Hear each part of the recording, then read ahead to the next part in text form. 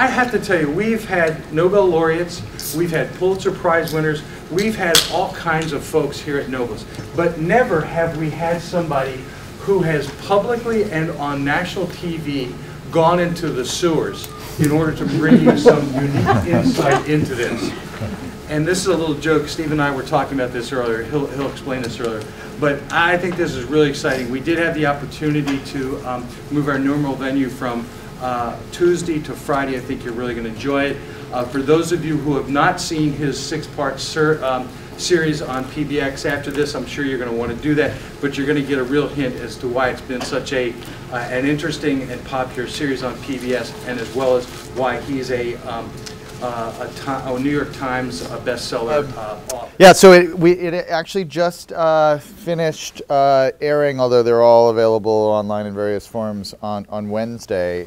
We had the final episode, which was on sound and the kind of history of sound. So it was basically a project, both the book and the show that I'd been working on for 4 years, on and off, and really full-time for the last 2.5 years or so. So as of Wednesday, I woke up kind of Thursday morning and was like, okay, what's next? But I'm still out here talking about it and will be for the foreseeable future. So I hope you get a chance to check it out. We really had a lot of fun making it. It's one of the most kind of collaborative experiences that I've ever had. We traveled all over the world. I went skiing in an indoor ski slope in Dubai, which is a very odd thing to do, and went to the top of Mauna Kea to the Keck telescopes there, which was amazing. And then I descended into the sewers of San Francisco, which was literally the worst thing I've ever done in my life. Like you sometimes have experiences where you think, well, that was very difficult and challenging, but I'm glad I did it now that it's over. But that was not one of those experiences. I wish I could erase it from my memory. And when you do something like that on camera, what happens is you have to view it again and again and again. And so I have like post-traumatic stress disorder from just seeing myself trapped in this thing. It was awful. What the show is, and the book is trying to do is to talk about innovation, which of course is a bit of a buzzword now. We're all trying to be more innovative. We're trying to celebrate innovation in society, encourage our kids to be more innovative in what they do. But I wanted to look at that question and that issue from a slightly different angle. Because so much of that conversation about innovation is focused kind of exclusively on the tech sector and Silicon Valley companies and so on. And I wanted to remind people that it was a broader story, and that as much as I love the tech sector, as I'm sure all of you do, and as much as I love the kind of latest gadgets that I have, there are other innovations in our lives that maybe are more important, like for instance the ability to drink a glass of clean drinking water from a faucet in a city of 10 million people and not worry about dying of cholera or typhoid 10 days later, 3 days later. That is an extraordinary achievement. 150 years ago, that was not the case. And as much as we love, our Android phones or our iPhones, I think I hope most of us would choose that clean glass of drinking water over those phones. I know it would be a close call. But behind that glass of clean drinking water is an amazing history of human ingenuity and innovation and creativity and big civil engineering projects and science and medicine. And we don't celebrate those people and tell those stories quite as much as we should, I think. So each episode and each chapter of the book is one facet of modern life that, in a sense, no longer seems like technology because it's so ubiquitous. So there's clean drinking water and artificial light and glass, the material glass, which I'm going to talk to you a little bit about, which is arguably the most important material of the last 1,000 years. So each episode and chapter kind of walks you through this 500,000-year history of these innovations and talks about these extraordinary stories and really interesting people who came together and collaborated and built kind of brick by brick this modern world, most of which we take for granted. And the other thing that's a big theme of the show and the book is what I call in the book, I actually don't use this language in the show, but in the book, it's what I call the hummingbird effect, which is unexpected consequences of new innovations as they kind of ripple through society. So someone invents something to solve a specific purpose, and they're focused on that specific purpose, but once that invention or that idea gets into circulation in society, it ends up triggering a series of largely unpredictable effects, most of which were entirely not envisioned by the inventor, him or herself, in the first place. And that really is a key part of the story of the last 500, 1,000 years of human history. Is not just new machines and new tools and new scientific ideas, but the strange way in which they triggered these hummingbird effects throughout society. And one example, one of my favorite examples from the cold episode, all about technologies of refrigeration and air conditioning and so on, is about the story of air conditioning. So air conditioning is invented at the beginning of the 1900s by Willis Carrier, who goes on to found the Carrier Corporation, who's a young engineer who's hired by a Brooklyn printing house that's been having trouble with printing these color magazines in the summer months because the humidity is so intense.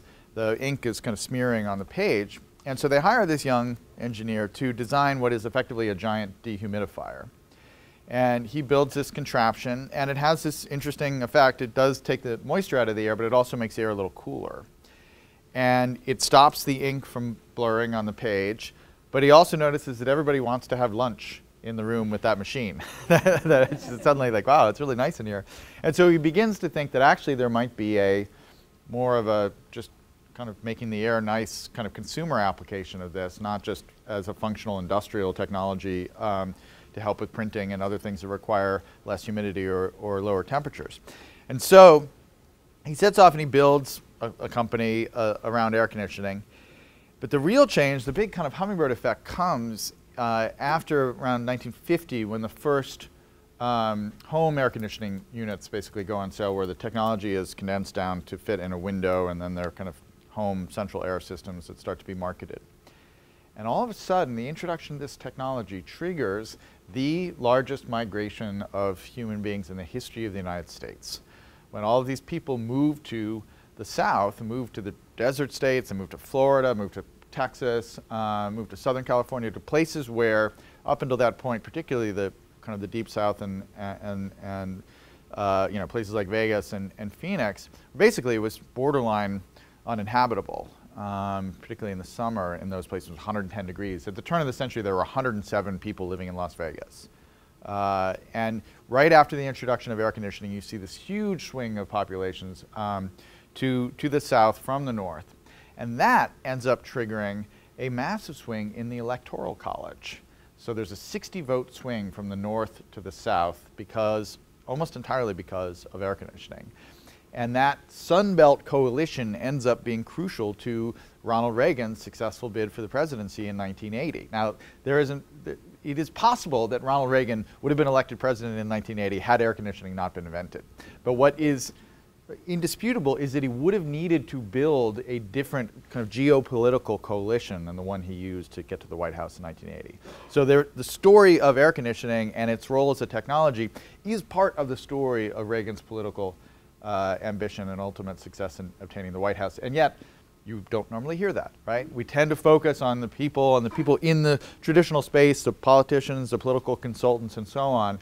But technology and new ideas have this interesting way of kind of leaking into other fields and changing things in ways that would often surprise us. And actually, this is a long story, and there's a wonderful kind of earlier example of this that involves the history of glass and the history of spectacles. Reading glasses were basically invented by monks reading in the monasteries of Europe in 1100, 1200. And they were very rare items. Initially, they would take these little orbs of glass and kind of run them over the page to enlarge the letters, and then eventually they figured out a way to kind of attach them to their eyes. But no one, a normal person would have never seen this technology. It was not part of society. And then something fundamental changed, which was the invention of the printing press in Gutenberg.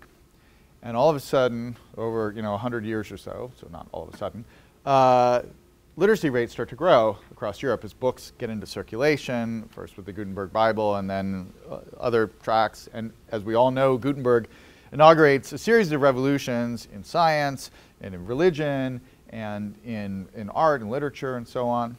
But one of the things that we never really hear about Gutenberg is that he also triggers this interesting kind of hummingbird effect in society, which is all across Europe as people learn to read.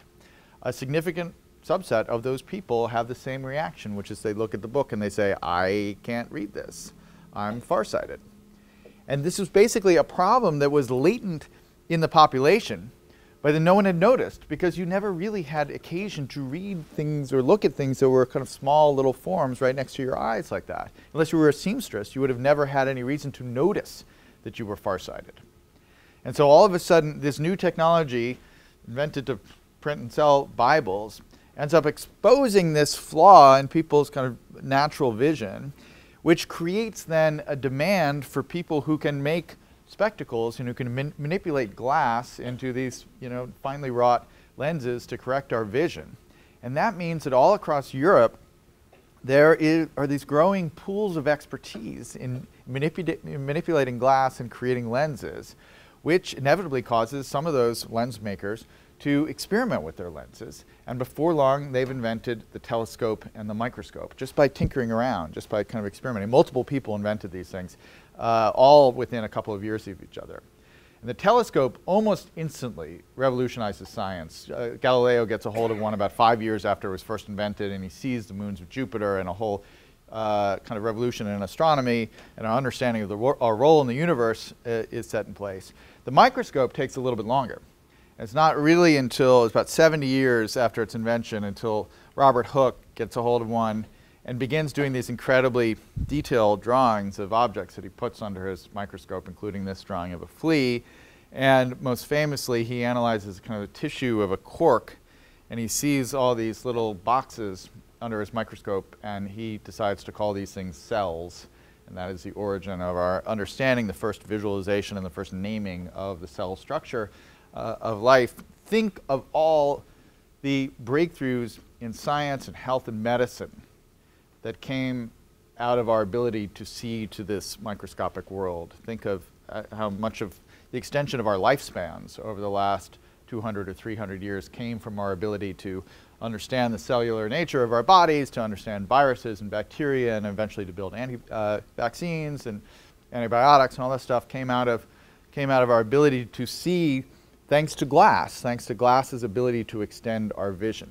And that whole process, in some kind of bizarre way, was set in motion by the printing press, not because of the words contained in the books that were being published through those printing presses, but rather through the way it exposed this flaw in our vision, which triggered a reaction in the marketplace, which then led to the telescope and the microscope. So Gutenberg has a hand in kind of the scientific revolution through two channels in a way, both through the book and then through what the book did to our sense of vision. Now, when we look at stories of innovation, we tend to have this tendency, and I've written about this in a number of books, to kind of condense these stories down into kind of what we like to call light bulb moments, aha moments, eureka moments. There's something just intrinsically satisfying about telling the story of the apple falls from the tree and, oh, we have a theory of gravity. Like, we like to hear the story of innovation told that way. But one of the big themes of How We Got to Now, and in fact my earlier book, Where Good Ideas Come From, is that the most transformative ideas, the most, as we would say now, disruptive ideas, don't come in the form of these sudden epiphanies, these sudden eureka moments. They come rather in the form of hunches, of a sense that there's something worth exploring. You can't quite put our finger on it, what it is, but there's something about this space or this problem that intrigues us. And they often stay in that state for months, for years, in some cases for decades, before they turn into something truly transformative. And so it's people and it's organizations that have the capacity to keep those hunches alive for long periods of time and not just get distracted by the kind of daily objectives or the quarterly objectives or the product you have to ship, but keep these kind of nascent ideas alive in the back of our minds until they kind of have reached a point of kind of maturity where you can actually do something with them. And there a million examples of this, but one of my favorite ones is visible in this image here. I actually saw this firsthand in London 2 weeks ago. If you can't read this, it says, "This machine is a server." The handwriting says, "This machine is a server. Do not power it down."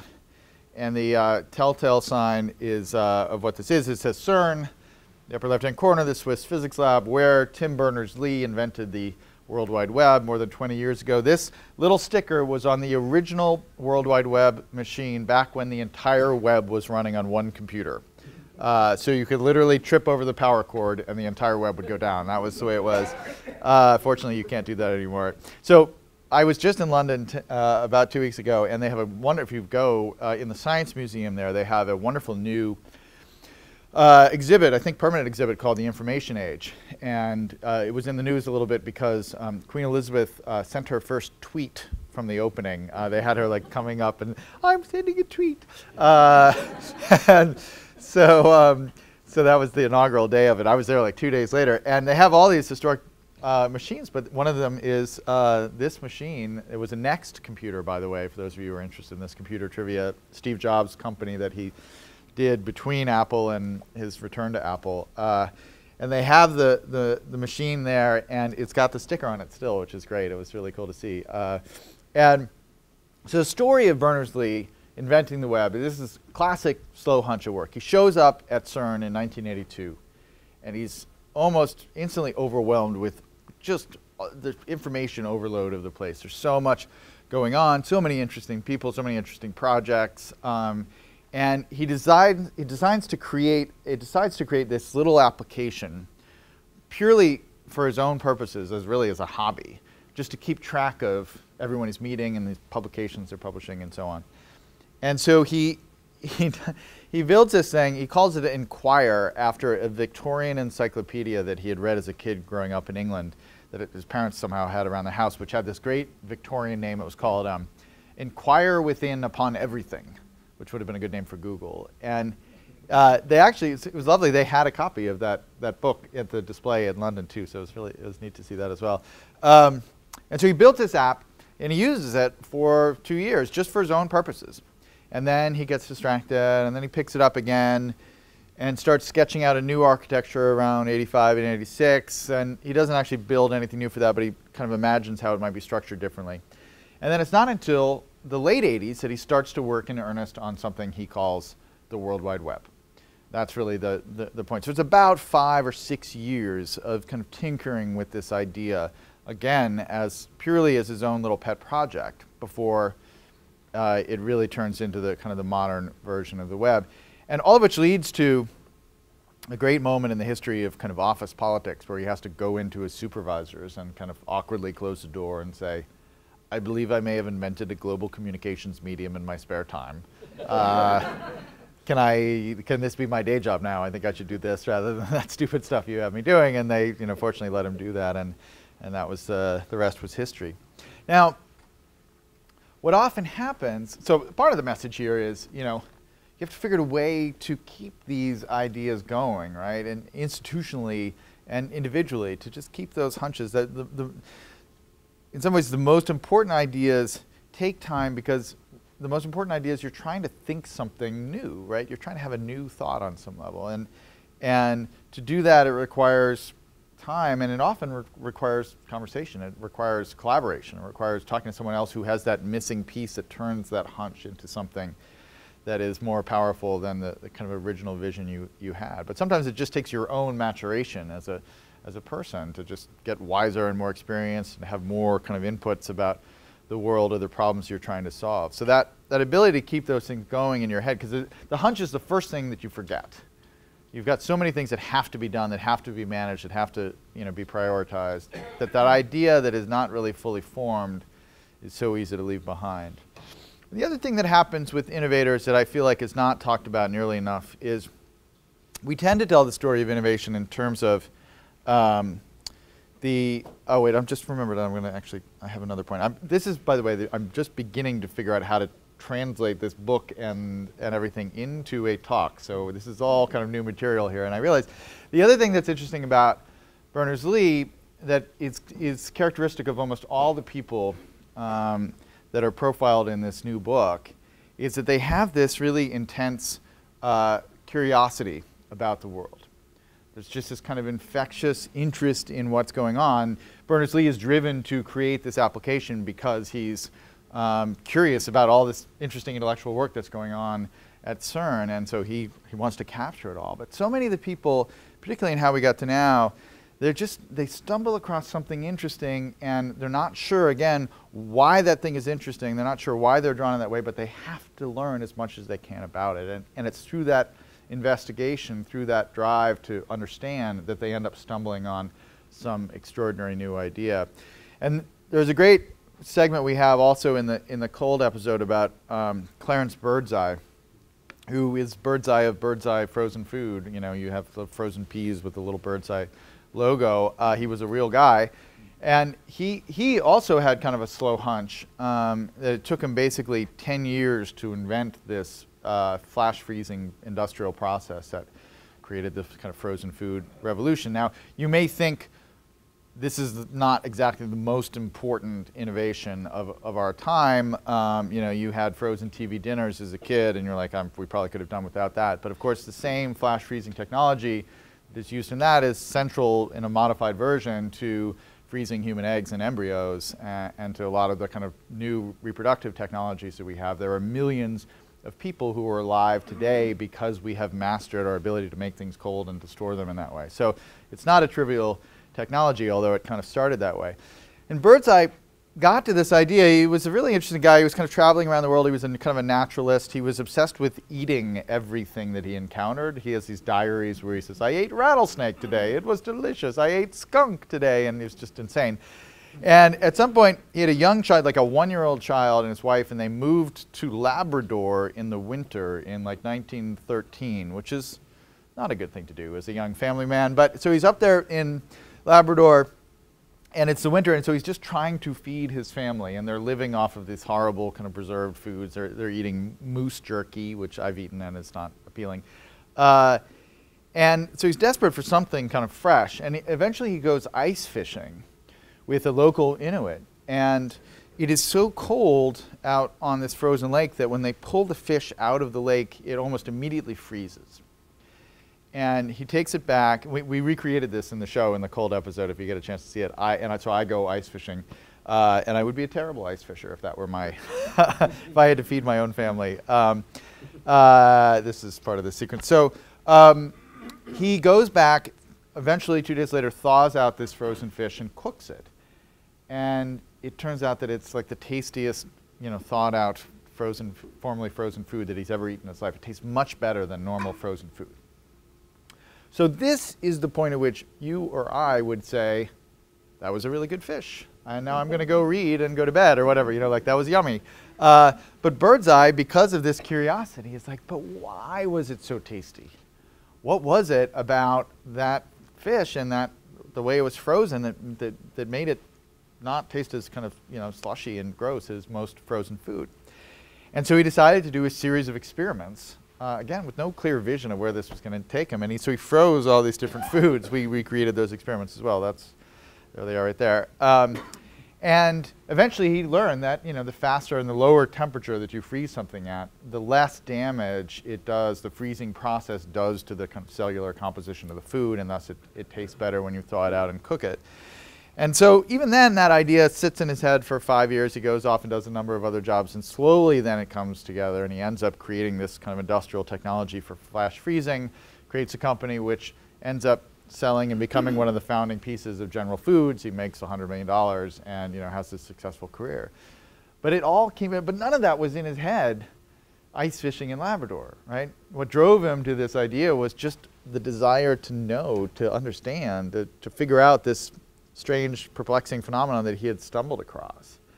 And I think about this a lot as a parent, right? I mean, this is important as a society, but I think about it a lot as a parent and thinking about how do you cultivate that same sense of curiosity in your kids. So one of the things we're really trying to do with the show, particularly, which the book is a little bit harder for, you know, an 11-year-old to read, but the show is a really fun show to watch if you have kids in that age. It works very well as a kind of family show. And one of my kind of secret hopes for it is that it inspires more kids to kind of be like, oh, I'm curious about this other thing. I'm going to go investigate that. It worked out well for that bird's eye guy. I should go off and investigate this other thing.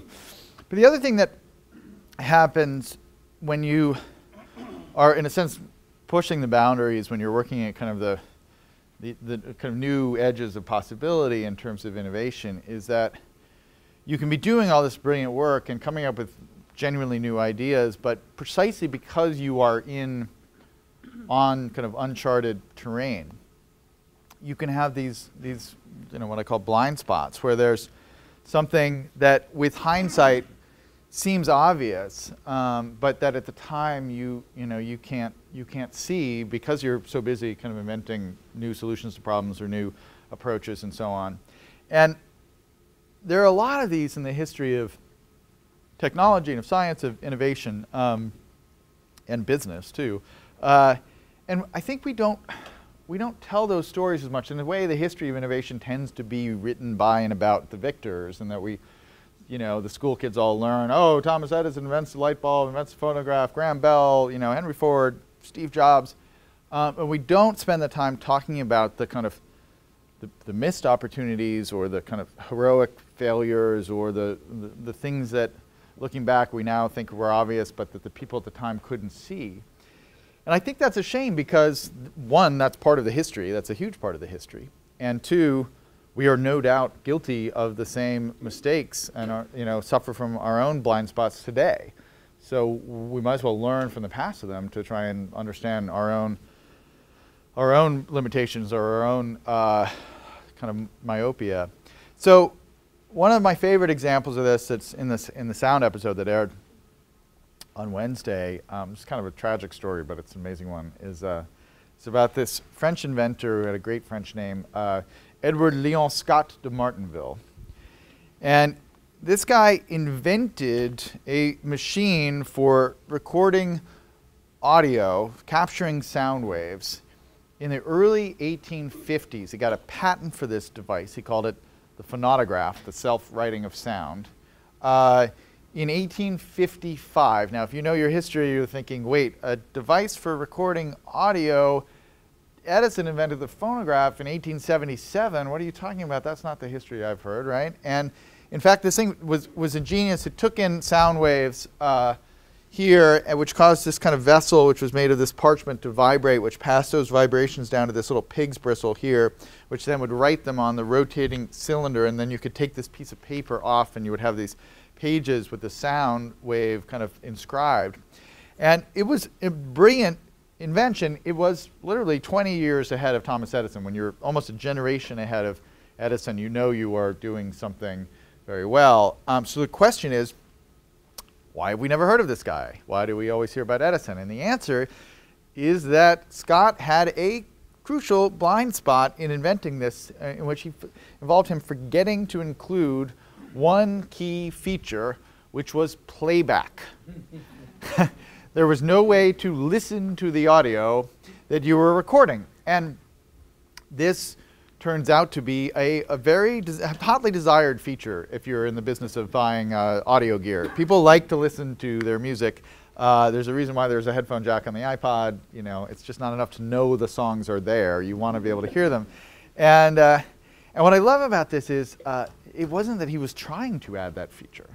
It simply never occurred to him. It was not part of his kind of concept for this device. And it was just fully in his blind spot. And this naturally raises a question, what the hell was he thinking, right? Why would anybody want this device? And the answer is that he was obsessed with stenography and shorthand and dictation. And he had seen how people had learned to create this kind of shorthand code where they could listen to somebody speak and they could transcribe it more or less in real time, and then they could go back and decipher this and turn these little scribbles on the page into imagined words and sentences and language in their heads. And so he thought, well, I can just kind of automate that. I can cut out the middleman of the stenographer, and I can create a system that will just capture sound waves, and then people will learn how to read sound waves. And they'll see the scribbles on a page, and they'll translate that back into language. And it was a pretty good bet. It was actually a reasonable thing to assume, because people had been turning, since the invention of the alphabet, they've been turning weird scratchings on a page into words and images. With training, it just turns out that no human being possesses this ability. It's not part of our kind of cognitive toolkit to be able to read sound waves to this day. None of us can read sound waves and turn them into spoken language. Why that is an interesting question. It would be interesting to figure out, but sadly we can't do it. And so it was a flop. And Scott more or less died penniless and forgotten to history. We're trying to kind of revive him a little bit. Wonderfully, a few years ago, a group of audio historian kind of nerds got together. It's a great organization called firstsounds.org.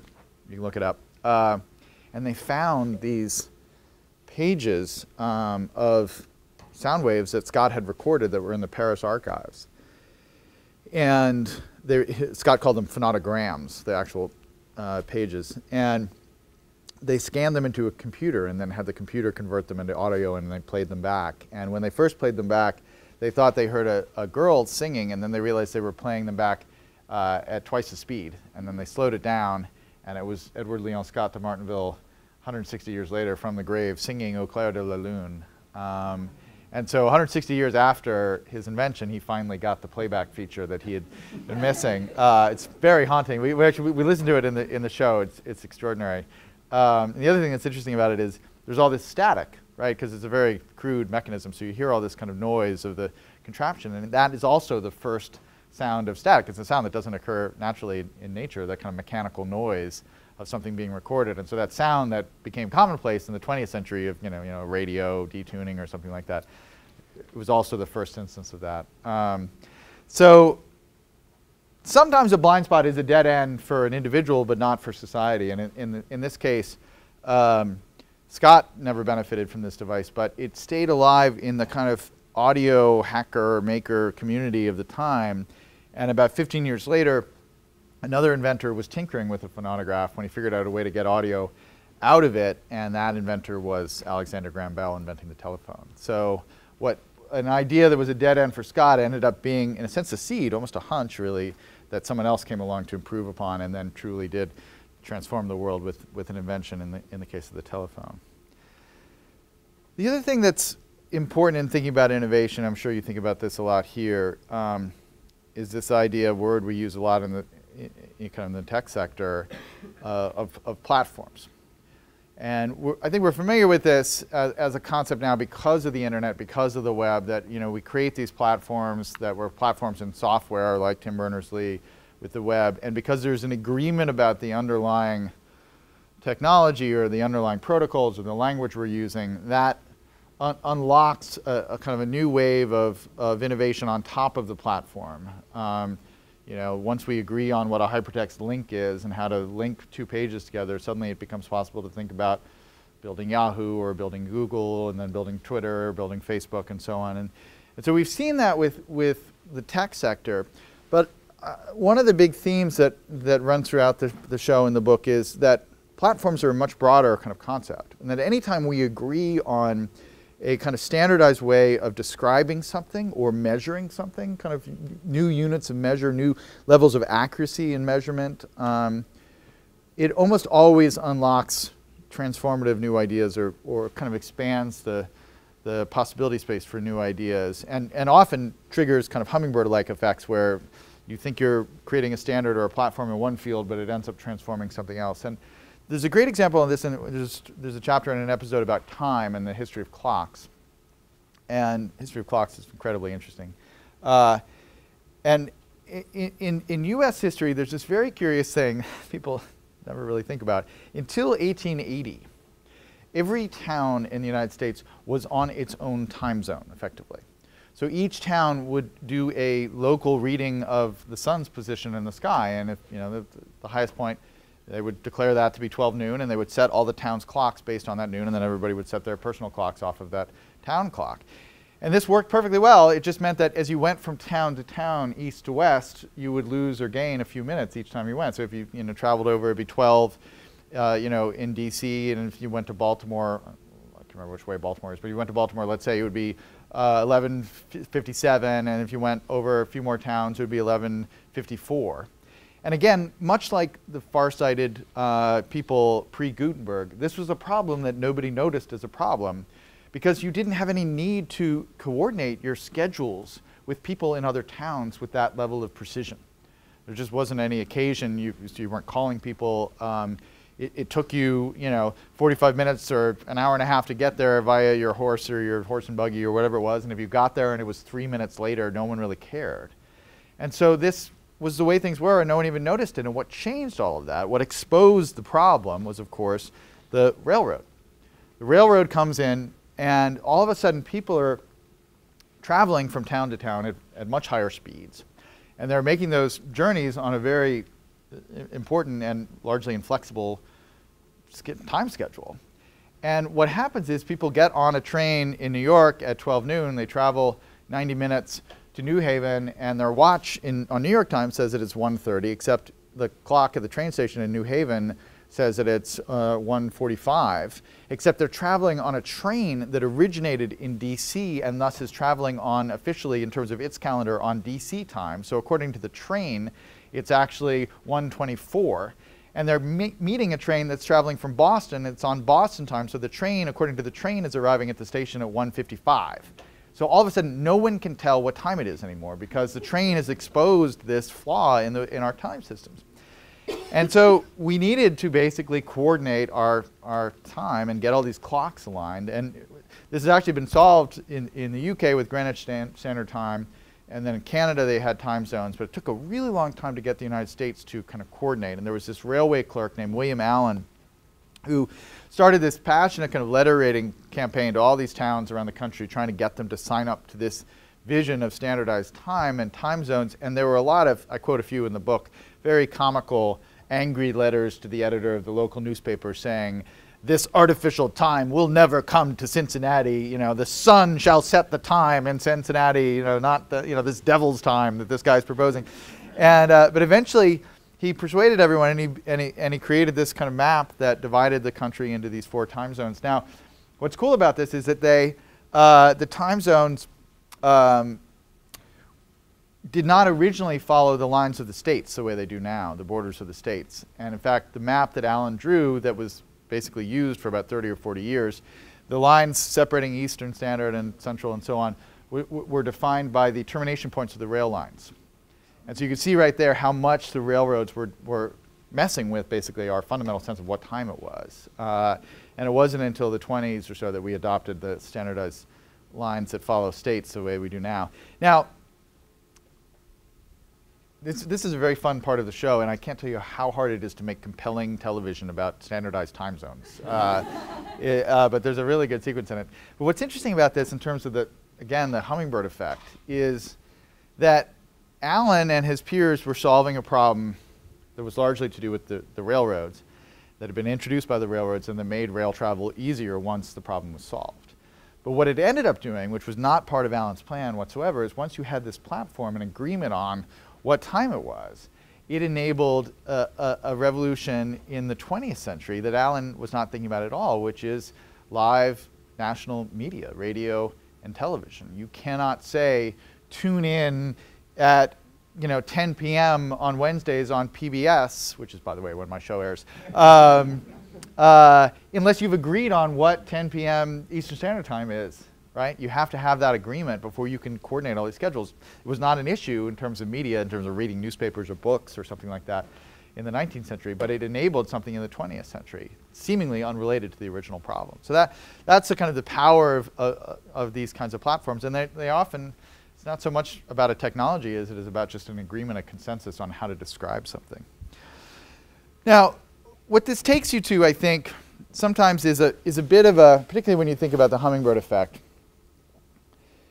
it can be a little bit depressing in the sense that sometimes our ideas and our technology seems to kind of have a life of its own, right? We invent something with a clear purpose, and then once it gets out there, it ends up kind of almost controlling us. I mean, Carrier was consciously thinking about inventing air conditioning. He was definitely not thinking about rewriting the geopolitical map of the United States, right? But yet somehow once his invention got into the world and started to spread, it inexorably created that change.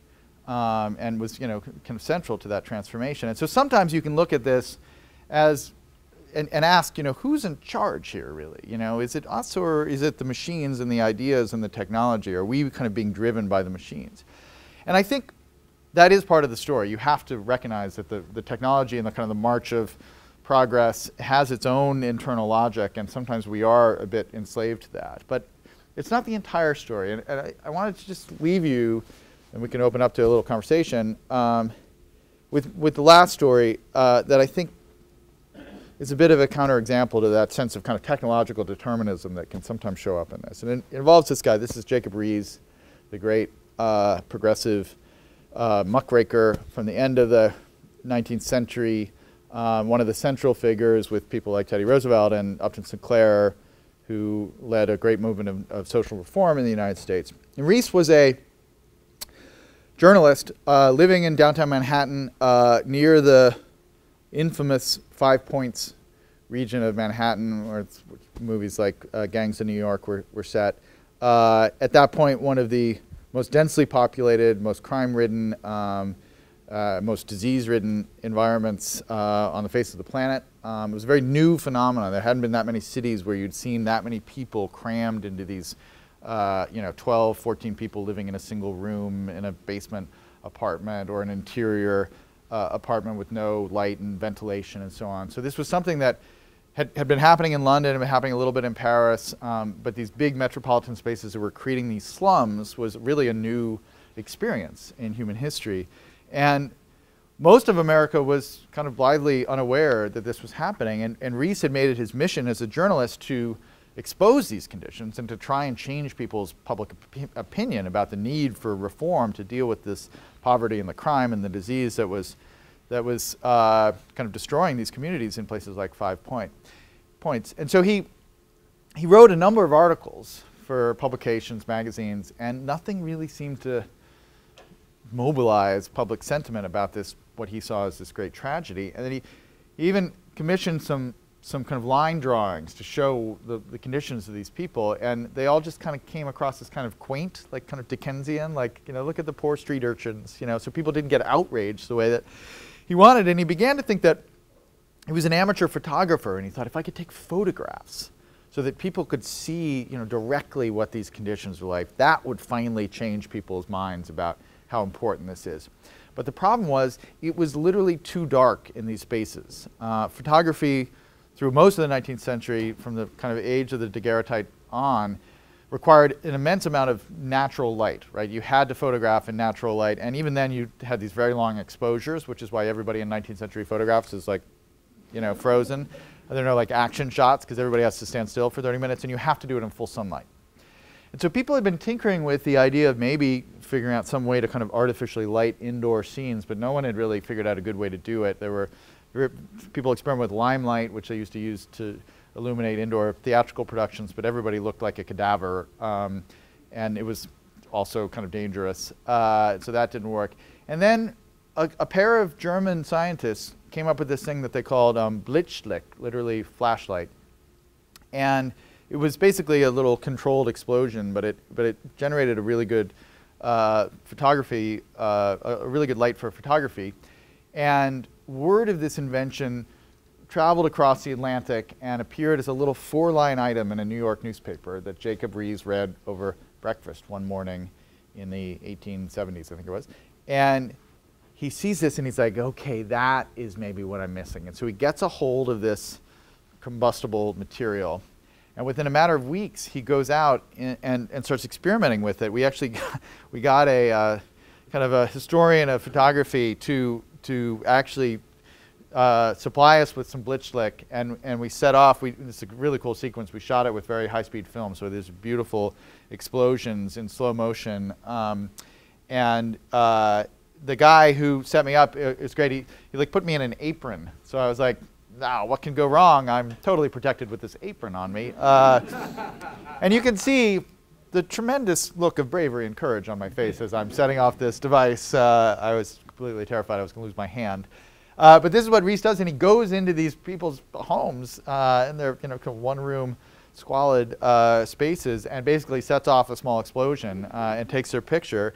But he gets his photographs, and he creates this collection that he packages and with a book with words into a very famous book called How the Other Half Lives, that becomes basically a bestseller. And he travels around the country delivering speeches with a magic lantern tour where he shows these photographs, which is interesting in and of itself. The convention of gathering together with your neighbors and watching illuminated images in a screen in a dark room would become commonplace in the 20th century as a space of kind of wish fulfillment and fantasy and escapism thanks to Hollywood. But in many ways, the first experience of it for a lot of Americans was looking at pictures of abject human suffering and poverty through Reese's kind of triumphant tour across the US. And that book and that tour, every historian of the period will agree, was one of the key turning points, one of the 2 or 3 most important events that changed public opinion and that led to this extraordinary period of reform that really redrew a lot of the rules and expectations about how dense urban areas would work. And yet we don't often hear about the role of flash photography in all of this, the importance of that in making the difference and getting people to finally care about this issue. Now, here's the thing about this story. It was inevitable that someone was going to invent flash photography some point at the second half of the 19th century. That's how invention works. It's just, you get to a certain point in history and ideas get into circulation. There's a market demand that's made apparent. Some other technology makes it possible to think about this new idea or creates a problem that you need to solve. Someone was going to invent flash photography. In fact, there were 20 people working on it in various countries all around the world. It was going to happen. That's the inexorable kind of logic, the march of kind of technology working on its own that humans are almost kind of incidental to on some level. What was not inevitable was that one of the very first uses of flash photography was going to be to expose the conditions of terrible poverty and suffering and change people's views about those conditions all around the world and spark a political movement. That was Jacob Riis. So in some sense, when we tell the story of innovation, we think about innovation in our own organization, in our own lives, we have to recognize that, yes, the ideas and the machines and the tools do have a logic of their own on some level, and they're going to push us in directions that the creators often don't even think about. But on the other hand, what we do with those tools and the ways in which we kind of steer them ourselves, well, that is up to us. We have choices to make in that realm, and someone like Jacob Riis, I think, is a reminder that those choices are important ones and can make a huge amount of difference. So that's a little bit of the vision of the show. There's lots more in the book and in the show. I hope you get a chance to read it, and it's been really fun sharing it with you. Thank you very much. Yeah, I'd love to take a few questions. Questions, Austin? Do you remember a BBC show called Connections from the 70s? Sure, You and James Burke are similar. Yeah, so it's so interesting about Connections. So I wrote a book. My second book was called Emergence, and it had this Burkean subtitle of The Connected Lives of Ants, Brains, Cities, and Software. And Connections, it was a BBC show, but it was on PBS when I was a kid, but I had never seen it. Somehow I missed it. And after that book came out, people would say to me all the time, they'd be like, you remind me of this book, this show that was on PBS. And so then I went back and I read a couple of his books and saw a bunch of the shows. They're all on, most of them are on YouTube. You can find them. And so, it was a big influence. The thing that's really interesting that I find, and this is true more of television than it is of history books, is if when I describe this approach to history, if you're trying to think of a television history show that is equivalent or similar to it, I mean, Connections came out in 1978, so you have to go back almost 40 years to think of like an analog to it. And there's so much more to be done in this mode. It seems weird to me that there aren't like 10 shows in this mode. For less than a year. Yeah. He did a couple. He did a sequel, and then he did a show called The Day the Universe Changed. It's kind of in a similar mode, but. And A Savage Man is kind of a lot similar. Bronowski. Yeah. But again, that's 73 or something like that. Yeah. So it's weird. Now, books in the history in historical books, there is a kind of a genre. Books like Salt and Cod, and there's a great book about the history of glass, actually, a couple of books about the history of glass. So this mode of kind of writing is there is more stuff on the kind of shelves of your history section in a bookstore, but in terms of, there's tons of history shows on TV, but they tend to be stories of, let's look at the great leaders, let's look at the great military conflicts, let's look at big social movements, and the kind of weird bottom-up story of ideas and technologies and how they shape the world is not something that is commonplace. Hopefully we're correcting that a little bit with this. Other questions? So one of the things that's really interesting, when you talk about bird's eye, or you talk about the multiple dimensions of the telescope, or if you think about Jon Snow and cholera, they're atheoretic, right? They don't have a theory. Jon Snow does not have a theory of germ theory transmission. The optics, the people playing the telescope don't have a wave theory of light that they're working on. They're just people who are inquisitive and are able to tinker on the edges with something. So what I think is really interesting about that, when you compare that to the 5th grade science project, if you haven't had to deal with that yet, it's one of those things where you are forced into a different box. It says, thou shalt have a theory, which will generate your hypothesis, which will generate your alternative hypothesis, which you will test. Right? You are forced into that. Tinkering is not allowed in a 5th grade science project. In fact, the way science is generally taught to elementary school students does not include the idea of tinkering. So what I wanted, so I just want to sort of pull on that a little bit. But when you think about exploring, we think about innovation, and about how we think about science and the scientific method, and then how we think about how innovation erupts out of these atheoretic, almost hypothesis-free, toying with objects in front of you. That's a lovely observation. So many things to say about it. It's interesting, I have a kind of sentimental, but I think important, fondness for stories of the tinkerers, right? And so Ghost Map about Jon Snow, and then the book I wrote about Joseph Priestley, The Invention of Air in the 18th century chemistry. I mean, they're just people who were kind of like, Priestley in particular, like had his lab in his kitchen, and he was just like, I isolated a new gas, honey, like that was the way he worked. And I love those stories, but on the one hand, I realize that there's a reason why science doesn't look like that. You can't isolate a new gas in your kitchen anymore. They've all been discovered. So to make breakthroughs, you have to be more specialized. You have to kind of be more focused. You have to kind of learn the theories and kind of build off of that. And there's a lot of more incremental work that has to happen because it's just harder. In Priestley's time, there was a whole world that hadn't been subjected to the scientific method or the experimental method and blah, blah, blah. On the other hand, there is this interesting renaissance of that sensibility in both the kind of the tech world, where you can kind of be like, think about, inventing Twitter. It's like they don't know what they're trying to do. They had a very limited sense of what Twitter was going to be good for, and 95% of the things that Twitter is actually used for were not part of their vision for it. But it was just like, here, this is an interesting thing. Let's throw this out there, and wow, look, people like it. Wow, you're doing that with it. I hadn't thought of that. So there's that sense in software that is in that tradition, and then of course there's that kind of maker movement. And I do see a lot of schools now. Our kids' school has, they're building a maker lab, and they've got, 3D printers, and it's that way. It's the way you're talking about of teaching, kind of science and engineering, which is go in and just fiddle with stuff and learn how to do it by playing and by tinkering and by kind of messing around, and then build theories of what works and what doesn't, and maybe map them onto scientific theories after the fact. So I think there is a thread of that, if it's not a dominant thread yet, at least it's growing, and I find that kind of encouraging. But that's great. Lots to say about that. That's a real interesting thing, and that topic comes up quite often, usually about June when we're starting the new start of NSR season. That's our internal research and development program, Noblis sponsored research. And so it's a very interesting question of, so do we have things that have firm research plans, or do we just have ideas and go get people and get them on the bus and let them tinker? It's an interesting thought. Will you sign some books?